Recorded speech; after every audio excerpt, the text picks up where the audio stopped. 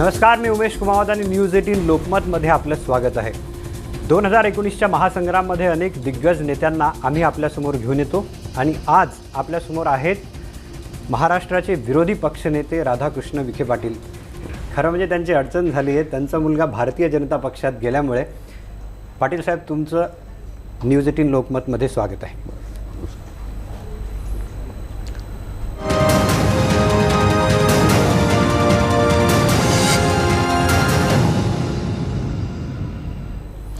पहिला प्रश्न आमचा हाच आहे की सध्या असं म्हटलं जातं की महाराष्ट्रात सर्वात जास्त अडचणीचे कोणते नेते असतील तर ते राधाकृष्ण विखे पाटील. कारण तुमच्यासमोर एक मोठी अडचण ही आहे की पक्षनिष्ठा की पुत्रप्रेम, म्हणजे या कात्रीत तुमची अडचण झाली. नाही, असं कधी मला असं वाटत नाही. कारण ती पक्षाची भूमिका करताना सातत्यानं एक नेहमी माझा फोकस टाळलेला आहे त्या विषयाकडे पाहताना कोणत्याही. परंतु ही सध्याची स्थितीमध्ये जो निर्णय डॉक्टर सुजयने घेतला हा त्याचा निर्णय होता. त्यांनी घेतल्यामुळे तो काही निर्णय मी त्याला सांगितला घ्यायला वगैरे तर ती अडचण होते. निर्णय त्याचा होता, त्याने घेतला, त्या निर्णयाबद्दलची त्याला खात्री आहे. तर मला अडचण होण्याचं काहीच कारण नाही आहे. नाही, पण तुम्ही विरोधी पक्षनेते आहात, मग प्रचार कोणाचा करणार? नाही, मी तर जाहीरपणेच अगोदरच सांगितलेलं आहे की नगर दक्षिणेमध्ये मी राष्ट्रवादी काँग्रेसचा प्रचार करणार नाही. तर माझी भूमिका स्पष्टच आहे. म्हणजे पक्षनिष्ठा आणि पुत्रप्रेम त्यात आलीच नाही अडचण. त्यात पक्षनिष्ठेचा कुठं प्रश्न आहे? तिच्या काँग्रेसची जागा नाही ती. आणि ती जागा ज्या पद्धतीने राष्ट्रवादी काँग्रेसच्या नेत्यांनी जी प्रतिष्ठा केली ती काही त्याला एक व्यक्तिगत स्वरूप प्राप्त करून दिलेलं आहे. त्यामुळे आमच्या वडिलांबद्दल आदरणीय पवार साहेबांच्या मनामध्ये असणारा जो द्वेष आहे, उद्वेग आहे, तो आजही आम्हाला पाहायला मिळतो. आणि अशा परिस्थितीमध्ये त्या उमेदवाराच्या प्रचाराला जाणं हे काही मला तरी योग्य वाटलं नाही आणि मी म्हणून जाणार नाही भूमिका घेतलेली आहे. म्हणजे जे काही झालं त्याला ती जुनी किनार आहे. आता ती खरं म्हणजे भूमिका त्यांनी मांडली पहिल्यांदा की जागा काँग्रेस पक्षाला सुटावी, शिर्डी आणि नगरची, हाच आमचा प्रयत्न होता. परंतु कारण पहिल्यापासनं दोन्ही काँग्रेसचे नेते सर्व बैठका माझ्याकडेच व्हायच्या की ह्या निवडणुकीमध्ये इलेक्टिव्ह मेरिट पाहिलं जाईल असं स्वतः पवारसाहेब सांगायचे. त्यांचे राज्यातले सहकारी सांगायचे. पण मग नगर मतदारसंघाच्या बाबतीमध्ये हे मेरिट मात्र त्यांना दिसलं नाही. त्याला पुन्हा तीच जुनी जी 91ची लढाई झाली लोकसभेच्या निवडणुकीत, तोच इतिहास पुढं आणण्याचा त्यांनी प्रयत्न केला. आणि तो मी त्याबद्दल कधी भाष्यच केलं नव्हतं त्याच्यानंतर. कारण राज्यामध्ये विरोधी पक्ष नेता म्हणून काम करताना दोन्ही पक्षाचा योग्य समन्वय राहिला पाहिजे, हीच माझी भूमिका राहिली. आणि 4.5 वर्षामध्ये कधी अपवाद मी येऊ दिला नाही आघाडीमध्ये काम करताना. पण तो आघाडीचा धर्म त्यांनी पाळला नाही, हे मात्र दुःख आहे. त्याचं दुःख आहे तुम्हाला. तर तुम्हाला हे वाटतं की एक जागा ते सोडू शकले असते? म्हणजे एक जागा जर सुटली असती काँग्रेसला तर हे घडलंच नसतं? प्रश्नच नव्हता काही. कारण शेवटी आता परवा रावेरची जागा सुटली त्यांनी. आमच्या सर्व बैठकीमध्ये रावेर आम्ही सोडणारच नाही, रावेर सोडून दिली. 24 जागा लढवल्या गेल्या पाहिजे सांगत होते, आता 19वर आले ते. मला असं वाटतं की एकट्या नगरपुरता फक्त त्यांचा प्रश्न त्यांच्यासमोर होता. नाही तर ही म्हणून राज्यामध्ये त्यांच्या या सगळ्या भूमिकेमुळे आज काँग्रेसची किती पडझड होते याचा काँग्रेसच्या लोकांनी विचार करण्याची आवश्यकता आहे ना. मग याला जबाबदार कोण? काँग्रेसच्या पडझडीला काँग्रेसचे नेते जबाबदार आहेत की तुमच्या आघाडीतले? नाही, जबाबदार कोण आहे? ते निवडणुकीनंतर आता प्रत्येक पक्षाला आपलं आत्मचिंतन करावं लागतं ना. आता सध्या चिंतन चालू आहे, आता आत्मचिंतन नंतर होईल निवडणुकीनंतर. पण अजित पवारांनी म्हटलं होतं की आम्ही द्यायला तयार होतो. शेवटच्या दिवशी रात्री पण फोन केला होता की तुम्ही आमच्या तिकिटावर उभे राहा म्हणून. असं आहे की अजित पवार जरी सांगत असले तरी शेवटी त्यांना शरद पवारांची मान्यता नव्हते ना. आणि त्यामुळं एका बाजूला ज्यावेळी पवार साहेबांचं तर शेवटपर्यंतच मुलाखती सांगत होते ते, आम्ही 91 साली त्यांचा पराभव केला होता, आम्ही परत तेच पुनरावृत्ती करणार आहोत, अमुक करणार आहोत. मला असं वाटतं की ही फक्त भूमिका एक मांडायची प्रत्यक्ष कृती मात्र वेगळी करायची हे काही राष्ट्रवादीच्या दृष्टीने नवीन नाही आहे. त्यामुळे त्यांच्या बाबतीमध्ये त्यांच्यावर विश्वास कसा ठेवायचा आता खरं नेहमीच आमच्यासमोर प्रश्न असतो. त्यामुळे काँग्रेसचं नुकसान होते सध्या राज्यात. झालंच आहे आज ज्या पद्धतीने काँग्रेसचे लोक बाहेर पडत आहेत किंवा स्वतः सातारा जिल्ह्याचे काँग्रेसचे अध्यक्ष म्हणजे माजी मुख्यमंत्री जे जवळचे सहकारी होते त्यांनी भाजपची उमेदवारी करायला घेतली. हे कशाचं प्रतीक आहे?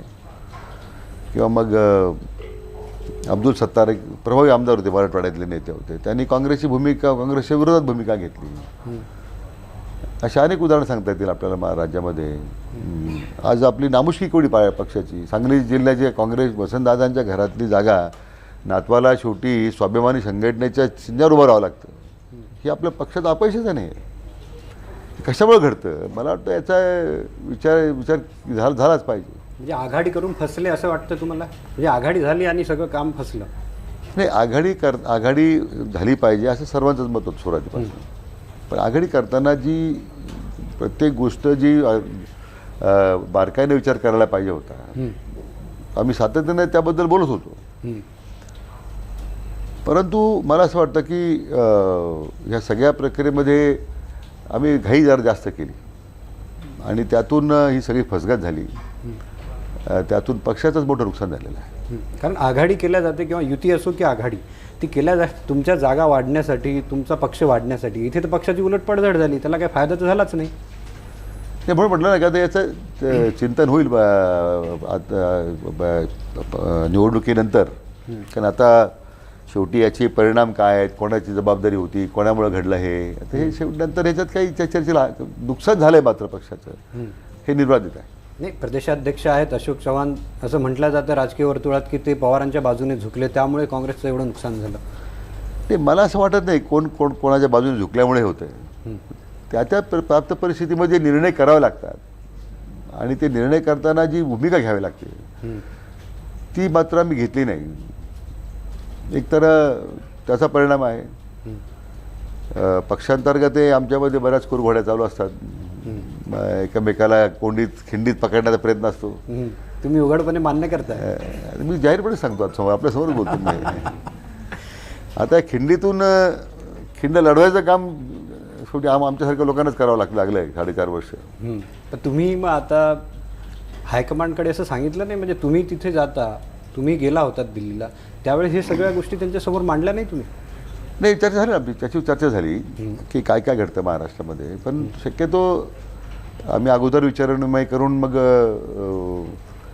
ज्या काही जागा सुटल्या पाहिजेत आम्ही आग्रह धरतो, त्या पक्षश्रेष्ठींनी त्यात हस्तक्षेप केला पाहिजे अशी आम्ही विनंती करतो. परंतु काही मर्यादेपर्यंत शेवटी आपल्याला आपली भूमिका त्या ठिकाणी मांडता येते. नाही, पण शेवटी तुम्हालाही आरोपीच्या पिंजऱ्यात उभं केलं गेलं या सर्व प्रकरणात एकंदरीत. त्याबद्दल तुमचं मत काय? म्हणजे लोकांनी म्हटलं की एक विरोधी पक्षनेते असताना तुमचा मुलगा जर भाजपमध्ये जातो तर लोकांनी तुमच्यावर का विश्वास ठेवावा? हाच प्रश्न मला पडलेला आहे. कारण माझ्या पक्षाला मी हाच प्रश्न नेतृत्वाला विचारला होता की उद्या विधिमंडळ काँग्रेस पक्षाचा नेता म्हणून, विरोधी पक्ष नेता म्हणून ज्या आम्ही भूमिका सभागृहात मांडतो, सभागृहाच्या बाहेर मांडतो, 4.5 वर्ष आम्ही सगळ्यांनी मिळून काम केलं आहे. आणि मी काय मुलासाठी उमेदवारी मागत नव्हतो की, कारण लागोपाठ 3दा राष्ट्रवादी काँग्रेसचा पराभव दक्षिणेत झालेला होता आणि त्यामुळे ही त्यांच्यावर उमेदवार नव्हता. आणि शिर्डीची जागा ही स्वाभाविकपणे काँग्रेस पक्षाकडे होती. तसं दोन्ही जागा जर काँग्रेस पक्षाला मिळाल्या तर मोठं यश मिळू शकतं जिल्ह्यामध्ये. कारण नाशिक जिल्ह्याच्या दोन्ही जागा राष्ट्रवादी काँग्रेसकडे आहेत. जळगावच्या दोन्ही जागा राष्ट्रवादी काँग्रेसकडे होत्या, आता रावेरतीने आता सोडली. असं काही नाही की एका जिल्ह्यातली जागा दोन्ही एकाच पक्षाकडे दोन्ही असू नये असं नाही. असे महाराष्ट्रामध्ये काही मतदारसंघ आहेत, काही जिल्हे आहेत. त्याच पद्धतीने नगरची जागासुद्धा ही मेरिटवर आपण मागत होतो. मग कोणी खोडा घातला नाही? आता तो आपण समोरच आहे ना, ती जागा सोडायचीच नाही हीच भूमिका राष्ट्रवादी काँग्रेसने घेतली. शेवटी उमेदवार मिळत नव्हते त्यांना. 12 उमेदवार तपासून झाले, अनेक लोकांना बोलावून पाहिलं, अनेक लोकांना शेंदूर लावण्याचा प्रयत्न केला, पण शेवटी सापडला त्यांना उमेदवार फायनली. पण यातून घडलं काय, शेवटी आघाडीलाच धक्का बसला. आणि त्याची जी तयारी आहे की निवडणुकीसाठी तो अनेक वर्ष तयारी करतो, 2-3 वर्ष तयारी करतोय. बरं तो काय आता काही आता 24-25 वर्षाचा नाही आहे की त्याला भाषण करता येत नाही वगैरे, तसं तो त्यामुळे अनेक वर्ष तो तयारी करतोय, निवडणुकीस 3 वर्ष झाले तो लोकांमध्ये गेला आहे, लोकांमध्ये बोलतो. आपणही त्याला यूट्यूबवर किंवा आता पाहिलं बोलताना. मला अभिमान आहे माझ्या मुलाबद्दल, निश्चितच काही वादच नाही. म्हणजे पण त्याने निर्णय घेतलेला जो आहे तो सुद्धा त्याच्याबद्दल, त्या निर्णयाबद्दल त्याला खात्री आहे. पण या लढाईत तुम्ही त्याच्याबरोबर नाहीत, त्याने कालही बोललंय तसं. नाही, असं की पक्षाची भूमिका करताना आपण प्रचाराला जाऊ शकलो नाही. प्रचाराला म्हणजे त्या अर्ज भरताना जाता आला नाही मला. पण मला असं वाटतं की त्याच्या स्वतःबद्दलच त्याला एवढी खात्री आहे. आणि शेवटी तो भारतीय जनता पक्ष, शिवसेनेचा तो पक्षाचा उमेदवार आहे, पक्षाची ताकद त्याच्याबरोबर आहे. सगळ्यात महत्त्वाचं आमचे वडील स्वर्गीय बाळासाहेब विखे पाटील यांनी हा जिल्हा आपला कुटुंब म्हणून सांभाळलेला होता. गावोगावी त्यांची व्यक्तिगत अटॅचमेंट असणारी माणसं आहेत. त्यांचा नातू म्हणूनही आज त्याला लोकांनी दक्षिणेत स्वीकारलं आहे. तर मला त्यामुळे मला चिंता नाही आहे. आपण जे सुरेंद्र प्रश्न विचारला त्यामुळे चिंता नाही मला. नाही, त्याने काय म्हटलं ते आता एकदा दाखवू आपण. काय सुजयने काय म्हटलंय काल नेमकं, की वडील माझ्याबरोबर नाही आहेत, बघूया. नाही, आता आईवडील नसण्याची खंत मी अनेक वेळेस भाषणातून मांडलेली आहे. पण त्या ठिकाणी मी अनेक वेळेस म्हटलो की या पक्षामध्ये असलेले आपले महाजन साहेब असतील, त्यांनी वडिलांची भूमिका सातत्याने पूर्ण केली. पालकमंत्री साहेब हे पालकच आहेत, जिल्ह्याचे अधिकृत जाहीर केले तर त्यांना एवढे सगळे दिग्गज लोक, वडीलधारी मंडळी या ठिकाणी असतील. मला पूर्णपणे विश्वास आहे की या जिल्ह्यातले आमदार हे सगळेच जण मला माझ्या आईवडिलांची कमतरता जाणून देणार नाही. चांगलं बोलतो, म्हणजे त्याने सांगितलं की मतदार जाणू देणार नाही. पण एक भावनिक हे दिसतं की आई वडील नाही आहेत बरोबर. तुम्ही त्याचे वडील आहात, तुम्हालाही वाटत असेल ना? नाही, स्वाभाविक आहे. म्हणजे असं की आपल्याला ती भावना वाटतेच नेहमी की अशा प्रसंगाला आपण गेलं पाहिजे, बरोबर राहिलं पाहिजे. कारण शेवटी त्याची राजकारणातली पहिलं पाऊल टाकलेलं आहे. आणि त्यामुळे आता असं आहे की त्याचे लाड पुरवायला त्याचे काही आजोबा नाही, नातवाचे लाड पुरवायला त्याचे आजोबा नाही आहे. त्याच्यामुळे ती एक मोठी खंत आहे मनाला. परंतु ठीक आहे, आता आम्ही सगळी मंडळी तिथे काम करतायत त्याच्याबरोबरीनं. आणि पहिल्यापासूनच त्याला कामाची आवड होती. म्हणजे तो डॉक्टर झाला. मला आठवतं की आमच्या MS करताना ही जे पेशंट हॉस्पिटल येत आहेत, बऱ्याच वेळा इंटर्न्स करून काम करून घेण्याची पद्धत असते. पण तो गरीब पेशंट असू दे, अतिशय परिस्थितीने गांगडलेला आहे, त्याचे पायाला जखमा झालेला आहे. पण मी पाहिलं पहिल्यांदा की स्वतः तो ड्रेसिंग करायला. म्हणजे गरिबाविषयी त्याची असणारी तळमळ होती. तेव्हा आपण जरी त्या बरोबर शिकणाऱ्या डॉक्टर लोकांना विचारलं, ते माझा मुलगा म्हणून बोलत नाही. पण हे जे त्यांनी पहिल्यापासनं त्याला त्या सामान्य माणसाबद्दल असणारी ती जी आत्मीयता होती, त्यातून मग त्यांनी MCH न्यूरोसर्जरीला गेला. त्यावेळी ते सायन हॉस्पिटलला काम करताना 2-2, 3-3 दिवस त्या ठिकाणी तो शिकण्याच्या उमेदीनं काम करायचा. माझी इच्छा होती एखादा डॉक्टर म्हणून त्यांनी परस्यू करावं. कारण नगर जिल्ह्यात न्यूरोसर्जन कोणी नव्हतं, 2च सर्जन होते. तो पहाटे उठून जायचं, सर्जरी करायच्या. परंतु नंतरच्या काळात माझ्या राजकारणाच्या प्रवासामध्ये मला नंतर वेळ मिळत नव्हता मतदारसंघामध्ये. त्याने मग जबाबदारी स्वीकारली, मी पाहतो म्हटल्यानंतर. आणि हळूहळू ती, मला वाटतं ती जबाबदारी त्यांनी संपूर्ण घेतली. आणि आज त्या जाणीवेतूनच त्यांनी आपल्या स्वतःची तयारी लोकसभेला केली. आय एम प्राऊड ऑफ हिम. म्हणजे कळतच नाही. आज एक वडील बोलतायत म्हणजे इथे. तुम्ही डॉक्टर सुजय विखे यांच्याकडे कॅलिबर होतं तरी त्यांना संधी मिळाली नाही. तिकडे विजयसिंह मोहिते पाटलांच्या चिरंजीवाचं सुद्धा हेच म्हणणं आहे की आमच्याकडे कॅलिबर होतं पण आम्हाला संधी मिळाली नाही. आणि तुमचा अंगुली निर्देश आता असा होता की भाषण करता येत नाही. ज्या त्यांच्या नातवाला ट्रोल केलं जातं त्यांना मात्र संधी मिळते. याच्यावरून तुम्हाला असं म्हणायचं का की दुजाभाव केला गेलेला आहे हे सगळं करत असताना शरद पवारांकडून? नाही, असं आहे की मी त्यांचा तो व्यक्तिगत प्रश्न आहे. त्यांच्या नातवाबद्दल त्यांनी काय करावं, काय नाही करावं, शेवटी असं की त्यांचा पक्षाचा निर्णय ते घेत आहे. सुजय काँग्रेस पक्षाची उमेदवारी मागत होता. त्यामुळं मी तर विधानसभेचं अधिवेशन ज्या दिवशी सुरू झालं त्यावेळी मी जाहीरपणे बोललो होतो की आता पवारसाहेबांनी आजोबा समजून नातवाला आशीर्वाद द्यावा, हे तर मी जाहीर बोललो होतो. तुम्ही गेलेही होते त्यांच्याबरोबर. मी 3 वेळा त्यांना भेटलो होतोच प्रत्यक्ष. परंतु जाहीरपणे सुद्धा बोललो मी. काही संकोच नव्हतंच मला काही. कारण शेवटी आज राजकारण एक पिढी पुढे येते आणि त्यांना त्यांची स्वतःमध्ये उमेद आहे, स्वतःबद्दलचा एक आत्मविश्वास आहे, त्यांना संधी मिळाली पाहिजे हीच भूमिका होती. ती मग त्यांच्या नातवाला मिळाली काय, माझ्या मुलाला मिळाली काय, शेवटी ती संधी मिळाल्यानंतर त्या संधी उपलब्ध करून देण्याचं काम हे ज्येष्ठांचंच असतं ना. पण ते पवारसाहेब काय बोलले होते मग त्यावेळेस तुम्ही गेले त्यावेळेस? नाही, ते म्हटले विचार करतो. म्हणजे वेगळं काय बोलणार तर म्हणजे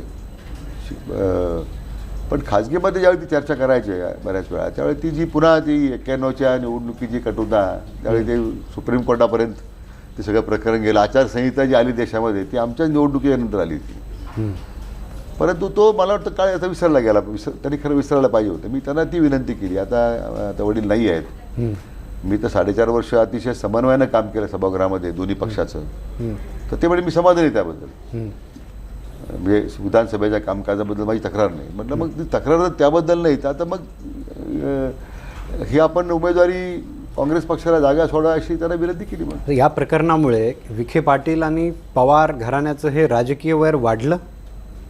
नाही वैर नाही. मी असं वैर कधी मानणारा माणूस नाही आहे. शेवटी असं की त्यात वैर काय. पण दुर्दैवाने ही निवडणूक आता जी नगर दक्षिणेची आता झालेली आहे ती आता पक्षीय राजकारणाच्या पलीकडे जाऊन ही आता व्यक्तिगत पातळीवर आलेली आहे. हे मात्र वास्तव आहे. याचा त्यामुळे उद्या एखादी भूमिका मला निवडणुकीत घ्यावी लागली त्या प्राप्त परिस्थितीत ती घ्यावी लागेल. मग मला काही दुसरा पर्यायावर थांबत. लोक बोलतात ना त्या सुजय विखेंना भाजपात लोटल्या गेलं. नाही असं तो निर्णय त्यांनी केला आहे. शेवटी त्याच्याबद्दल असं की निवडणुकीत अपक्ष उभं राहायचं का आणखी कोणत्या पक्षात जायचं काय भूमिका घ्यायची. कारण लोकसभेला त्यांनी उभं राहावं. ते कुणी लोटलं असं माझा प्रश्न आहे. म्हणजे कुणी लोटलं. आपल्याला पार्श्वभूमी सांगतो की आमच्या वडिलांचीच इच्छा होती खरं त्यांनी लोकसभेला उभं राहावं. कारण त्यांनी आता 8 वेळा लोकसभेमध्ये निवडून गेले. त्यांना कधी राज्यसभेवर जायला वाटल्याची इच्छा झाली नाही त्यांची. बॅकडोर एंट्री त्यांना मान्यच नव्हती. त्यांचा स्वभाव तुम्हाला माहीत आहे आता बऱ्याच महाराष्ट्रातल्या जुन्या राजकारण्यांना. त्यामुळे त्यांनीसुद्धा सुजयनी लोकसभेत जावं देशाच्या प्रश्नांमध्ये लक्ष घालावं देशात पातळीवर बोलावं. फोकस मोठा असतो देश पातळीवर काम करताना. विजन ब्रॉडर होतं आणि त्याने ते 3 वर्षापासून मनावर घेतलं. मी तुम्हाला त्याला म्हटलं होतं विधानसभेची जागा माझी आहे तुम्ही 25 वर्ष आमदार आहे. पण त्या लोकसभेला जायची त्याची इच्छा होती आणि आय थिंक ते काय राईट डिसिजन. आता ते तर बीजेपीत गेले. आता तुम्ही बोलले की मला भूमिका घ्यावी लागेल. भूमिका म्हणजे मला पक्षामध्ये उद्या जर पक्षामध्ये पक्षाला जी भूमिका घेतली पाहिजे वेळ प्राप्त परिस्थितीमध्ये जर पक्ष घेत नसेल तर शेवटी ती निवडणूक आता पक्षाची राहिलीच नाही ना. असं आहे ना. मी काय पक्ष सोडण्याची भूमिका घेत नाही ना. तेच मी तुमच्या मनातला मला समज म्हणजे नाही आहे की नेमका लोकसभेनंतर राधाकृष्ण विखे पाटील भाजपात जातील का. मुख्यमंत्री बोलले होते की सुजय विखेंनी जी भूमिका घेतली एक दिवस त्यांच्या वडिलांना कळेल की त्याची भूमिका योग्य होती. काय झालं की बऱ्याच दिवस अनेक वेळा मी असा प्रश्न माध्यमांमधून सारखा येतो की विखे भाजपात जाणार का. खरं म्हणजे माझ्यापेक्षा माध्यमांना जास्त घाई झाली की भाजपा जावं म्हणून. पण मला खरं म्हणजे तुम्हाला विचारणार आहे पण म्हणजे एक दिवस मी खरंच काय निर्णय घेऊ. तुमच्या मनात काय आहे. मी पक्षाचा काय काम करतोय. पण शेवटी एखाद्या विशिष्ट परिस्थितीमध्ये एखाद्या मतदारसंघापुरता निर्णय करावा लागतो तो करावा लागेल. नाही पण पक्षाने तुमच्यावर अन्याय केला अशी एक भावना आहे ना. असंही अन्याय जरी केला पक्षानं तर शेवटी आज ती परिस्थिती आज आपल्यावर जबाबदारी आहे. त्या जबाबदारीचं भान मला आहे. एखाद्या मतदारसंघामध्ये दक्षिणेपुरतं मला निर्णय घ्यावा लागला तर मी घेईल. मग पक्ष मग माझ्याबद्दल काय निर्णय घेईल ते काळ ठरवी. विधिमंडळात असा आरोप होतो की दरवेळी मुख्यमंत्र्यांना साजेशी भूमिका विखे पाटलांनी घेतलेली. यापूर्वी कुठेतरी 4-5 वर्षापूर्वीच विखे पाटलांचं भाजपाबरोबर जाण्याचं मन झालंय. हा एक आरोप तुमच्याकडे राष्ट्रवादी असेल का इतर पक्षांकडनं देखील केला जातो.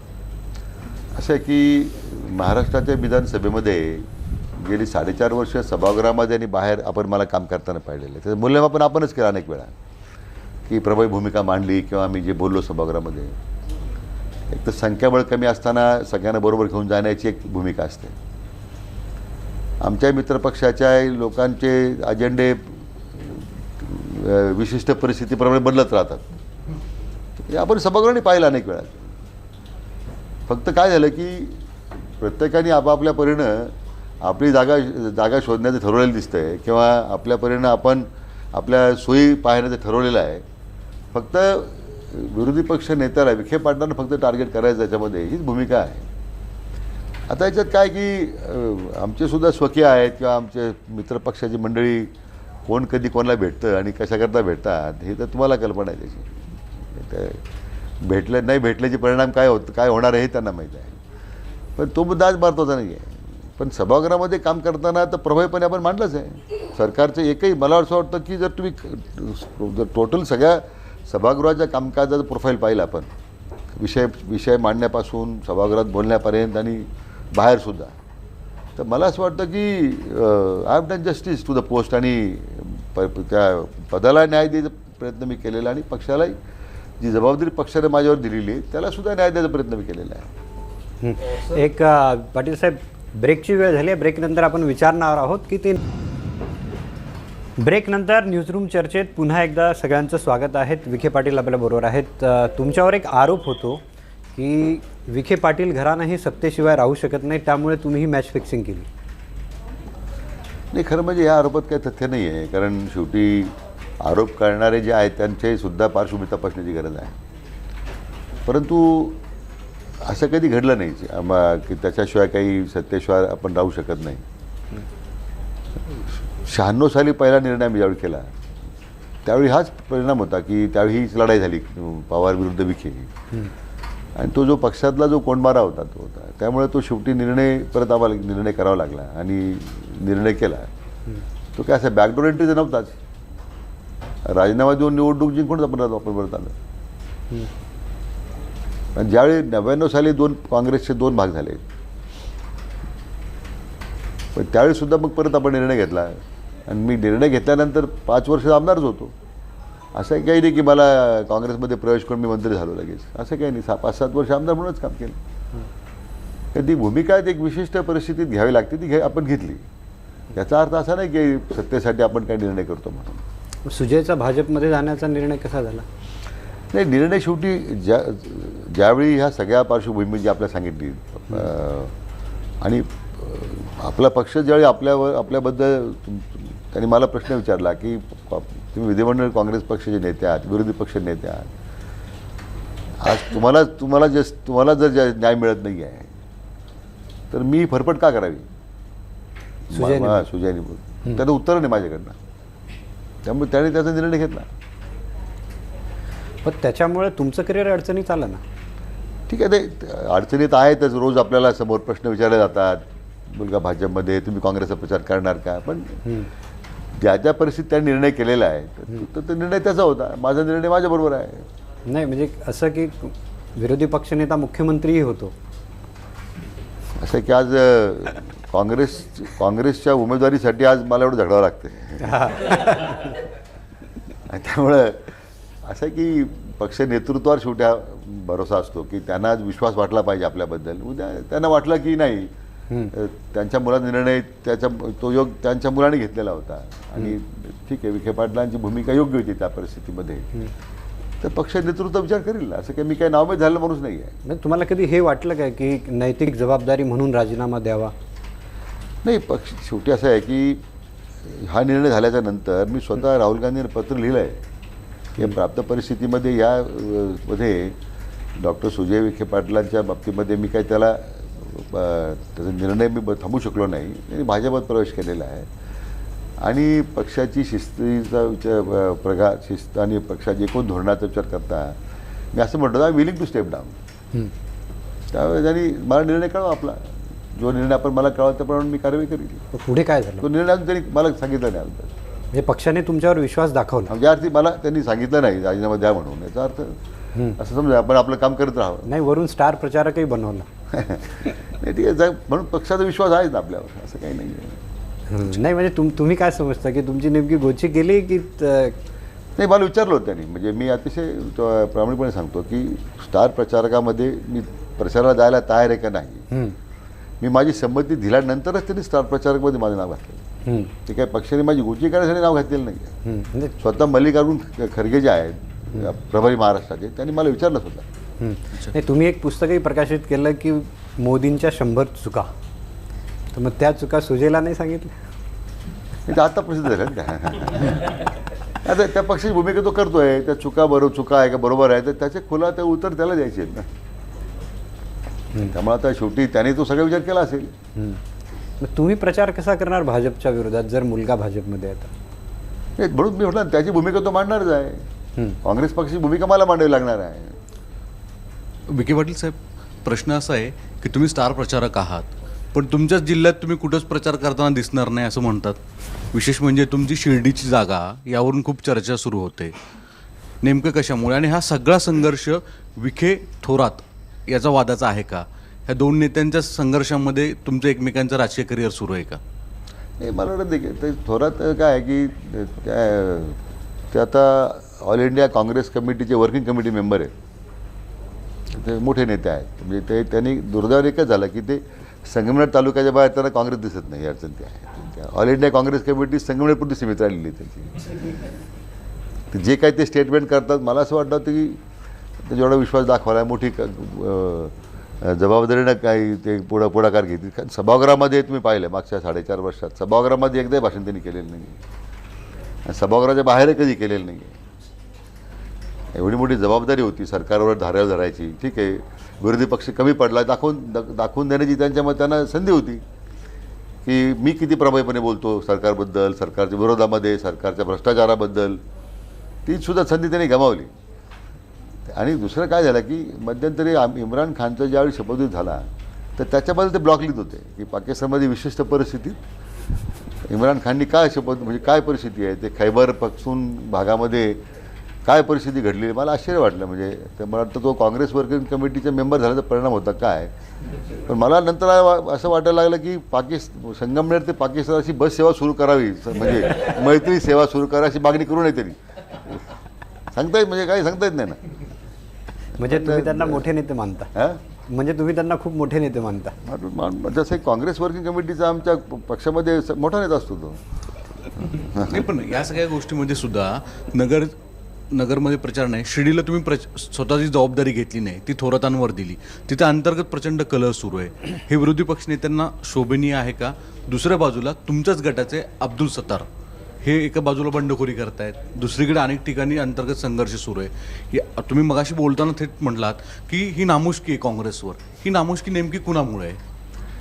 असं की आज वस्तुस्थिती काय आहे की पक्षाच्या खरं म्हणजे आज औरंगाबादची स्थिती काय होती. औरंगाबाद उमेदवार कोण उभा करायचा प्रश्न होता. म्हणून मगाशी बाळासाहेबांचा प्रश्न निघाला. ते 4.5 वर्ष पालकमंत्री होते औरंगाबाद. एवढा सक्षम नेता काँग्रेसकडे होता.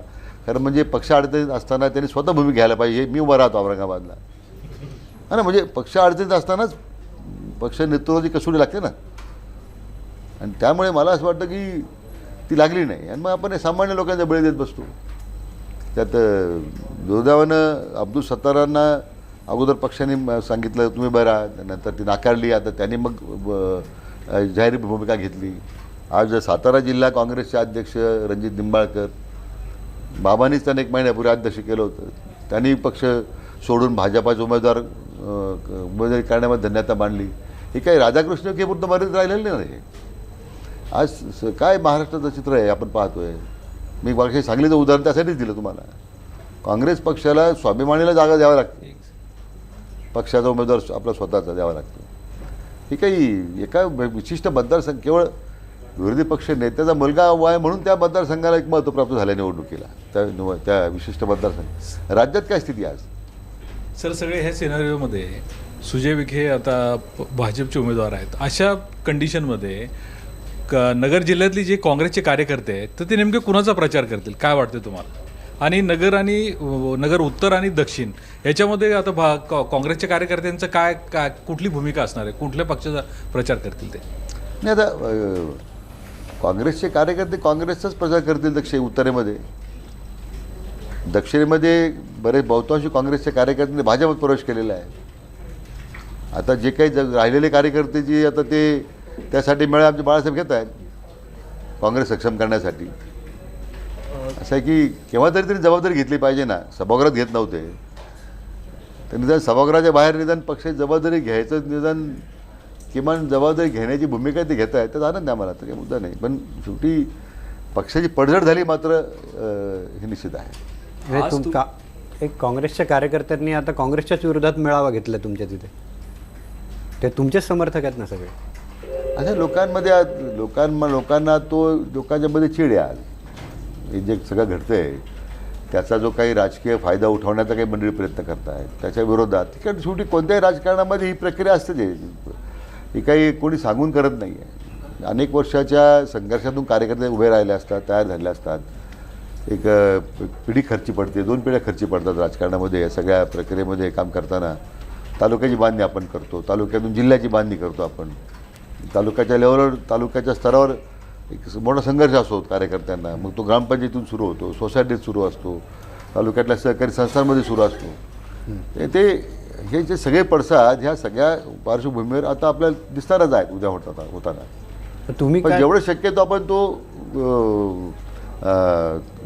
त्याची पडझड कशी कमी होईल त्यासाठीच आपण प्रयत्न करू. तुम्ही काय संदेश देणार म्हणजे तुमच्या तिथल्या कार्यकर्त्यांना की तुम्ही काँग्रेसचा प्रचार करा की सुजय विखेचा प्रचार करा?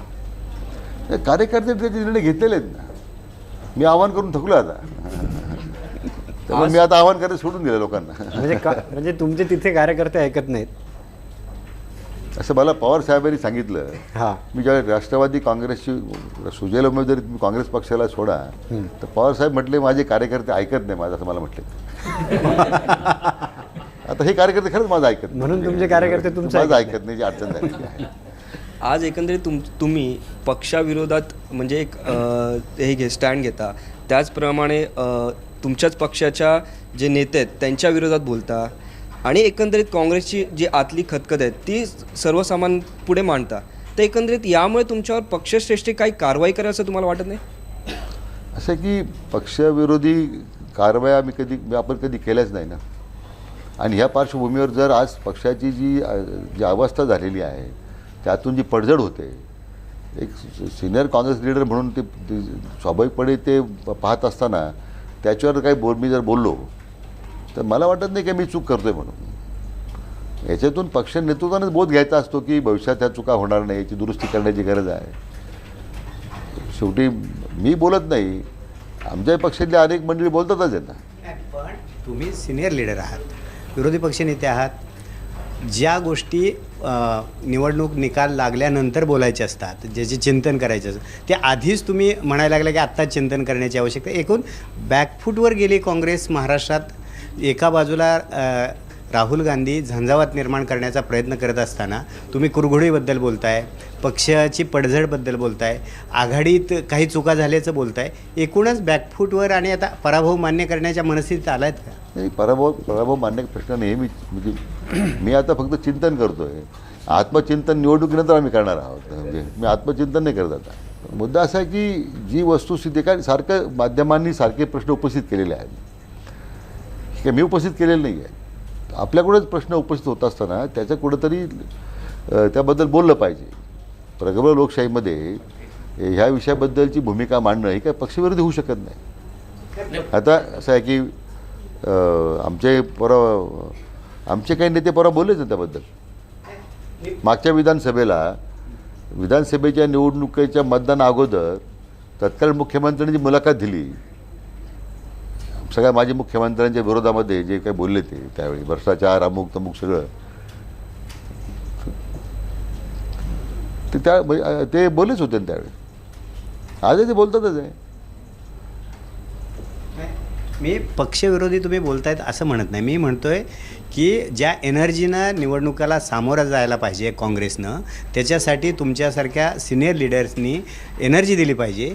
तर तुम्हीच बॅकफूटवर झाल्यासारखं जाणवतं आहे. एक तर सुजय विखेचा प्रश्न असेल, त्यानिमित्तानं तो मुद्दा सोडला तरी एकूण महाराष्ट्रात एनर्जी भरण्याच्या दृष्टीनं तुम्ही सिनियर लीडर तसं काय बोलताना दिसत नाही, त्याच्याबद्दल म्हणतो आहे.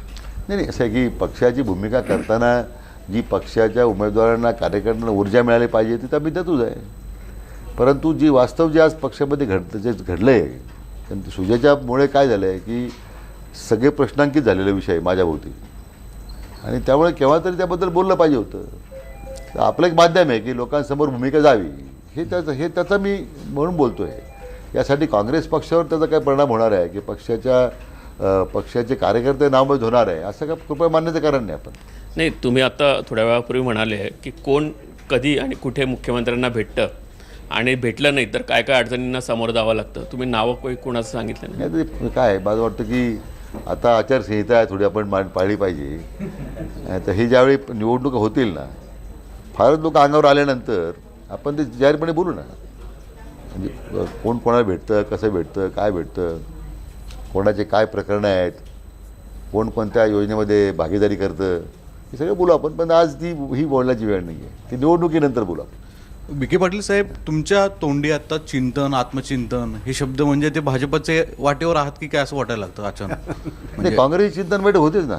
नाही, पण इतकं तुम्ही थिंकर लेवलनी पूर्ण सांगताय सगळ्या गोष्टी, त्यामुळे लोकांच्या मनात हा प्रश्न येतोय की सूर्यामुळे थोडा प्रभाव पडणार ना माझ्यावर ना,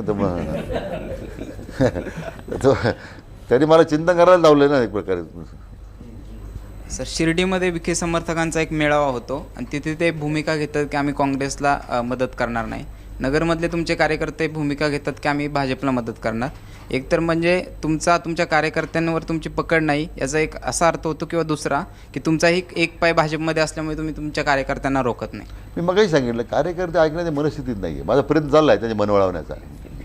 पकड नसल्याचं हे चिन्ह आहे कार्यकर्त्यांवर. असं हरकत नाही म्हणायला. विखे पाटील साहेब, तुमच्याशी ही न्यूजरूम चर्चा सुरू राहील. पाटील साहेब, तुमचं प्रिडिक्शन काय नगरचं? तुमचा मुलगा जिंकेल काय, म्हणजे भाजपचा उमेदवार जिंकेल काय? नाही, असं आहे की मुलगा म्हणून आणि भाजपचा उमेदवार म्हणून दोन्ही म्हणून सुद्धा हरकत नाही. म्हणजे असं की मी फार असं ओपन माइंडचा माणूस आहे, त्यामुळे तो 100% जिंकणार. तो मोठा विजय त्याला मिळणार आहे.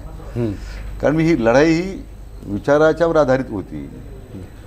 जो द्वेष मत्सर जो त्या मतदारसंघामध्ये कल्टिवेट करण्याचा प्रयत्न झाला दुर्दैवानं, त्याच्यावर लोकांनीच आता मनोमनी तयार केलेली आहे की आता आपण विखेनं निवडून द्यायचं, अशी भूमिका जनतेनेच घेतलेली आहे. आणि ती केवळ आदरणीय खासदार बाळासाहेब विखे पाटील म्हणून, त्यांचा नातू म्हणून तो एक मोठा ॲडेड ॲडव्हान्टेज त्याच्यात आहे. म्हणजे तुम्ही एक जागा भाजपला दिली? हे लोकांनी दिली, मी नाही दिली. म्हणजे आता तो भाजपचा उमेदवारच आहे ना, तो आल्यानंतर भाजपची उमेदवारी त्याला भाजपलाच उमेदवारी मिळणार आहे. नाही, 1991ची निवडणूक आम्ही तिथं पाहिलेली आहे. तिथं काही मतांनी त्यावेळेस बाळासाहेब विखे पाटील पडले होते. त्याची पुनरावृत्ती, त्याची भरपाई, ज्याला आपण वचमा म्हणू, आता निघणार, तुमच्या बोलण्यात स्पष्टपणे जाणवतं. पण ही वेळ कोणामुळे आली तर पवारांमुळे, अगदी जगजाहीर आहे. तर पवारांचं विखेंचं वैर नेमकं कशामुळे झालं? कारण पवारांचे भाऊ अप्पाराव पवार विखे कारखान्यावर कामाला होते. ते एक दोन्ही घराण्यातली सल आहे का नेमकी? याच्यात नाही सगळं वाढलेलं आहे. नाही, असं तो इतिहास फार जुना आहे की आप्पासाहेब, त्यांचे थोरले बंधू अतिशय मोठं व्यक्तिमत्व होतं. 51 साली प्रवरानगरला ते पहिल्यांदा ओरशर म्हणून आले. आमचे आजोबा त्यावेळी चेअरमन होते. नंतर परत त्यावेळी शरद पवार साहेब आमच्याकडे ते महात्मा गांधी विद्यालय राहायचं होतं, ते विद्यालय शिकायला होते. आणि नंतर मग आप्पासाहेब परत कार्यकारी संचालक म्हणून आले, तर आमचे वडील चेअरमन होते. तसा फार आमचा जवळच असणे राहिला. आणि आप्पासाहेब हे असं व्यक्तिमत्व होतं की नंतर त्यांनीच हे संपूर्ण बारामती आज जे विस्तारलं किंवा विद्याप्रतिष्ठान जे उभं राहिलं आहे, याचं सगळं योगदान आप्पासाहेबांचंच आहे. आणि त्याच पार्श्वभूमीवर शेवटी काही राजकारणात फार रस घेत नव्हते आमच्याकडे. पण ज्यावेळी 91ची निवडणूक झाली लोकसभेची, स्वर्गीय राजीव गांधी त्या ठिकाणी प्रधानमंत्री होते आणि मग जागा वाटपातून मामी ते वडिलांनी बंड केलं, उभे राहिले. तर व्यक्तिगत पवारसाहेबांची मग ती जी निवडणूक झाली त्याच्यामध्ये आरोप प्रत्यारोप झाले. मग करप्ट प्रॅक्टिसेसबद्दल आम्ही पिटिशन दाखल केलं. त्यात पवारसाहेब राज्याचे मुख्यमंत्री असताना मुंबई उच्च न्यायालय औरंगाबाद खंडपीठानं त्यांना करप्ट प्रॅक्टिसबद्दल इंडिट केलं. त्यांना म्हणजे त्यांच्यावर दोषारोप ठेवला. खरं त्या राजीनामा द्यायला पाहिजे होता त्यांनी. पण नंतर सिमिलर प्रकरणामध्ये अंतोले साहेबांना किंवा निलंगेकर साहेबांना तेच हायकोर्टाने करप्ट प्रॅक्टिसमध्ये दोषी धरल्यानंतर त्यांना राजीनामा द्यावा लागला होता. ते सुप्रीम कोर्टात गेले, मग ती लढाई झाली. ते फार म्हणजे ती मोठी बॅटल होती अशी. आणि नंतर मग कोड ऑफ कंडक्ट देशामध्ये आलं त्या विखे गडा खटल्याच्या नंतर. तर ती सेल त्यांच्यामध्ये होती. पण तो बऱ्याच वर्ष तो संघर्ष तसाच पुढे चालू राहिला.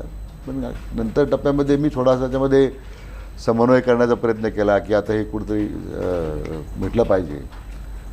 आणि आमचं दुर्दैवानं ते घडलं नाही. म्हणजे त्याचे परिणाम पुन्हा आज ह्याच्या निवडणुकीत आपल्या समोर दिसत आहेत.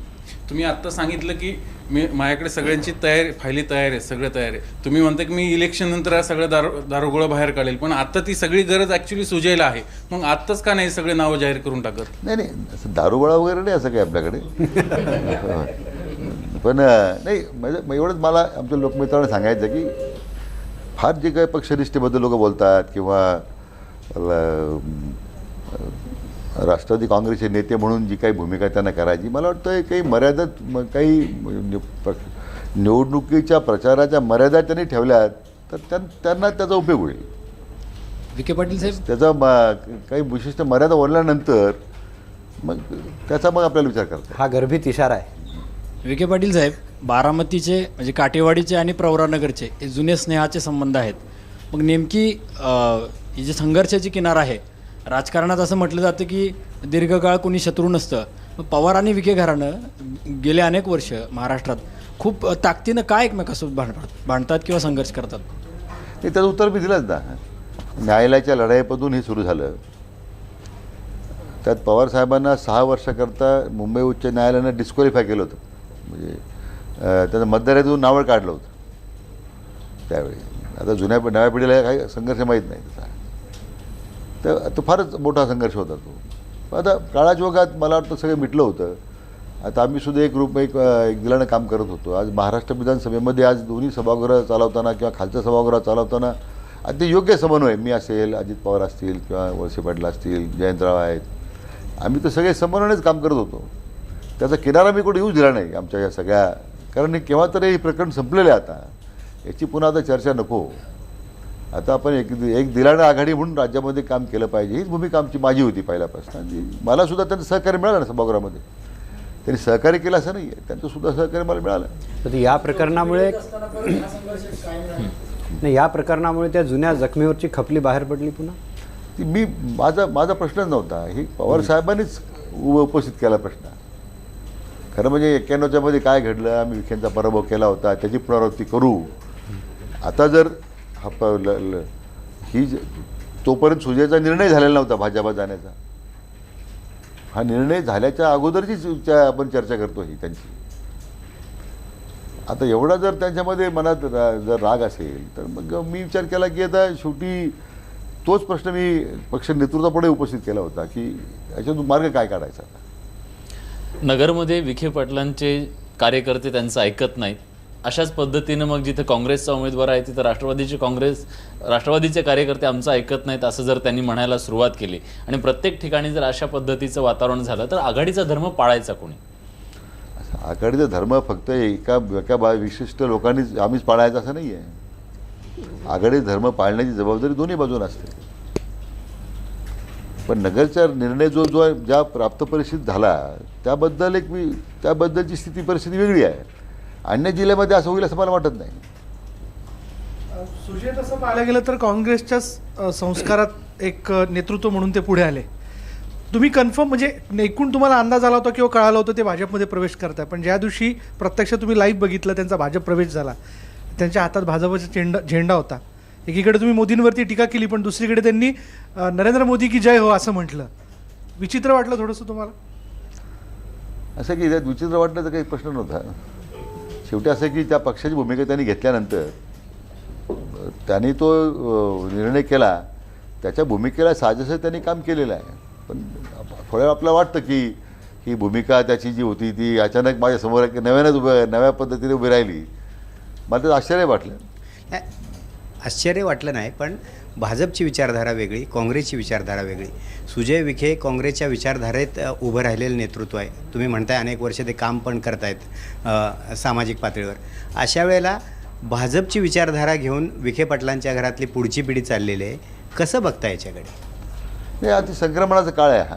आव्हानात्मक स्थिती असते ही. पण मला असं वाटतं की आपली जर भूमिका स्पष्ट असेल, स्वच्छ असेल,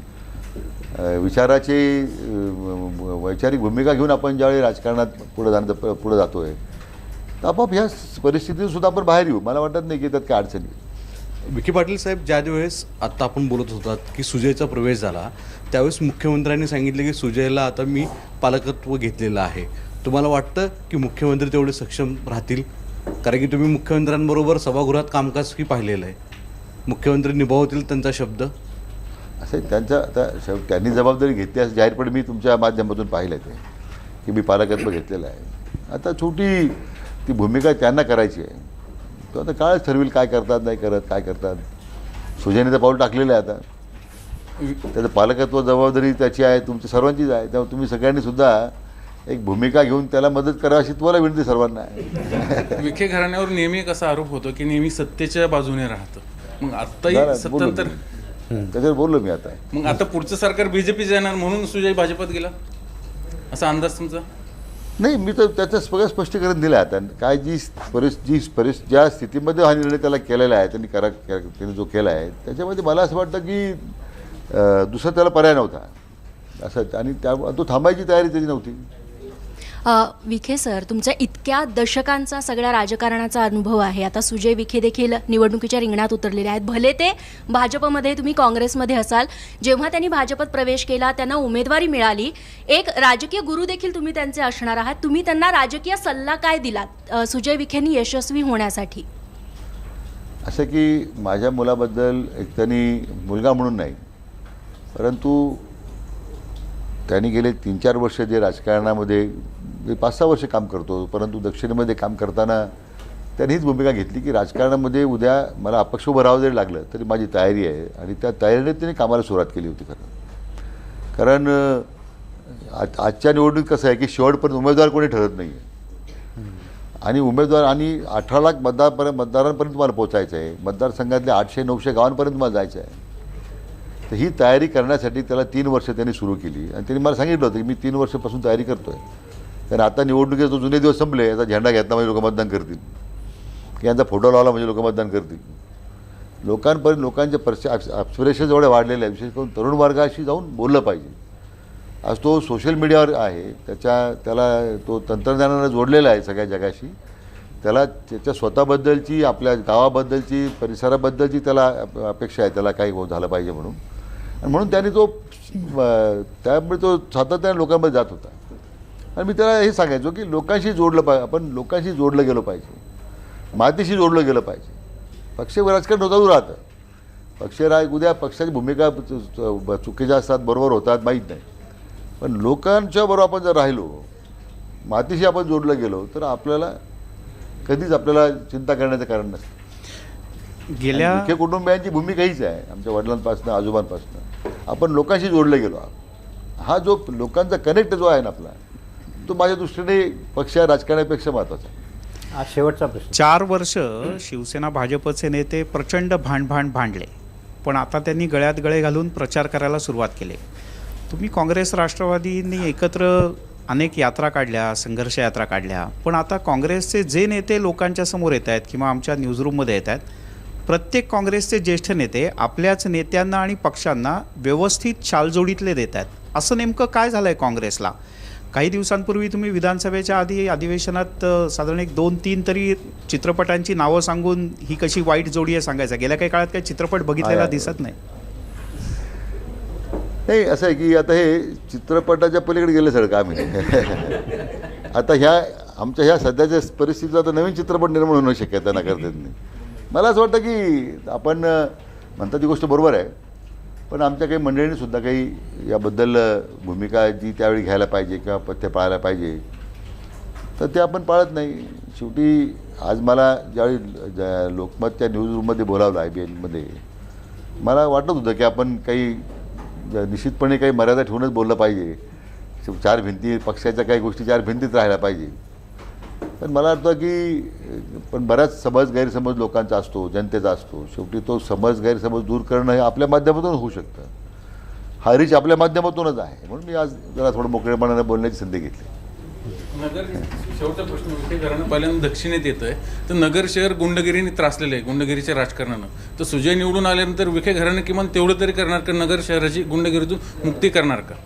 नाही, दक्षिणेमध्ये आपण यापूर्वी होतोच ना. खासदार आमचे वडील दक्षिणेतून निवडून गेले एकदा, झालं नाही आणि नाही त्यावेळी असे काही वातावरण नव्हतं.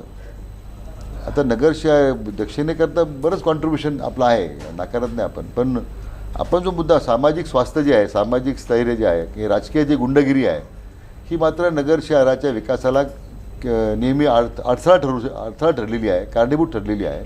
त्यामुळे हा राजकीय गुंडगिरी ही संपवण्याचं किंवा राजकीय गुंडगिरी नेस्तनाबूत करण्याचं काम प्रामुख्यानं हे करावं लागेल. म्हणजे कोणत्या राजकीय पक्षाचा उमेदवार असू दे, त्याच्या बाबतीत हा निर्णय करावाच लागेल आपल्याला, म्हणजे ती संपवावी लागेल. विखे पाटील साहेब, तुमच्याशी म्हणजे आज तुम्ही खूप मनमोकळेपणा बोललात, पण आपली वेळ संपलेली आहे. आणि तुम्ही जे म्हटलं की पक्षाच्या 4 भिंती आड ज्या गोष्टी होत्या त्याही आज तुम्ही एकदम विस्फोटकपणे सगळ्यांच्या समोर मांडल्या आहेत. त्याबद्दल